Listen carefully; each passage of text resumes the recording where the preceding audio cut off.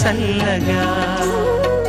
ఇవాల్టి ఎపిసోడ్ లో next contestant గురించి ఒక చిన్న ఏవి చూసేద్దాము. అందరికీ నమస్కారం. నా పేరు శ్రీధృతి దువ్వూరి. నేను పాడతా తీయగా 13th సిరీస్లో పాడాను. ఇప్పుడు మళ్ళీ మీ ముందరికి రాబోతున్నాను. నేను చిన్నప్పుడు నాకు 2 years ఉన్నప్పటి నుంచి మా అమ్మగారి ఇంట్రెస్ట్ వల్ల నన్ను మ్యూజిక్ క్లాసెస్లో జాయిన్ చేశారు. నేను మొట్టమొదటగా మా అమ్మగారు నాకు వినిపించి నేర్పించిన పాట అంటే ఒక అన్నమాచార్య కీర్తన అన్ని మంత్రములేంది. అది నేను 2 ఏళ్ల వయసులో పాడాను.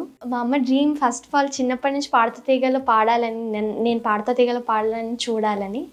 అండ్ చిన్నప్పుడు పాడాక మా అమ్మకి ఇంకేదో డిసాటిస్ఫాక్షన్, ఇంకొంచెం పెద్దగా అయ్యావు కదా ఇంకోసారి పాడితే బాగుండు అని ఆ ఫీలింగ్ ఉండేది.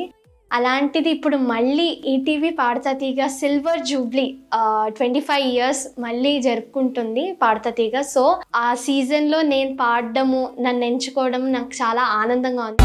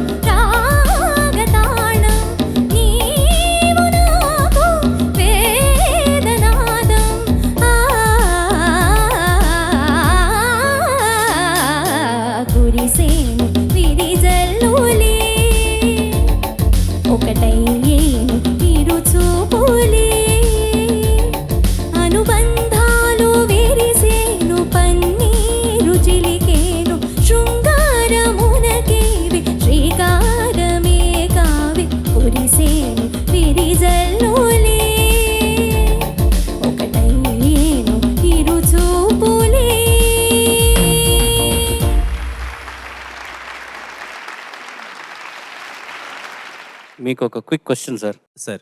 ఈ పాట ఏ చిత్రం నుంచి వచ్చింది? ఘర్షణ సార్. వావ్, 2 ఘర్షణలు ఉన్నాయి. మణిరత్నం గారి ఘర్షణ. ఎక్స్ట్రా.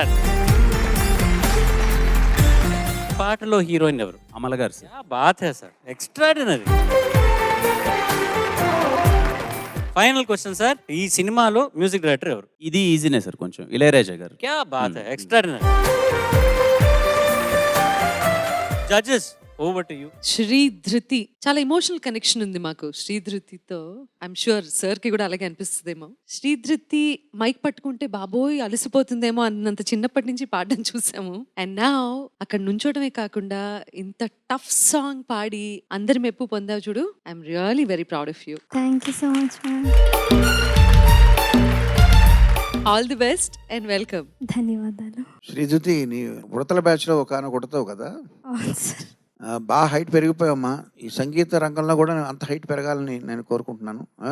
ధన్యవాదాలు. చక్కగా పాడావు. స్టార్టింగ్ నువ్వు టఫ్ సాంగ్తో మొదలు పెట్టావు. దీంతో పోలిస్తే మిగతా ఈజీగా అనిపిస్తాను నీకు. ఇంకా స్విమ్మింగ్ పూల్లో చూడు, ఒకసారి దూకితే మొత్తం అంతా చల్లబడిపోద్ది వాళ్ళు. అక్కడ నుంచి హ్యాపీగా ఉంటుంది. మంచి మంచి పాటలు సెలెక్ట్ చేసుకుని నువ్వేం చేస్తావంటే, నీ వాయిస్లో ఒక తెలియనటువంటి లేతదనం ఉంది. దాన్ని కాంపెన్సేట్ చేసే విధంగా నువ్వు ప్రతి ఎపిసోడ్లో ఒక పాటకి ఏ రకంగా సంబంధం లేని జానర్స్లో నువ్వు సెలెక్ట్ చేసుకుని నువ్వు పాడు. అది నా సూచన.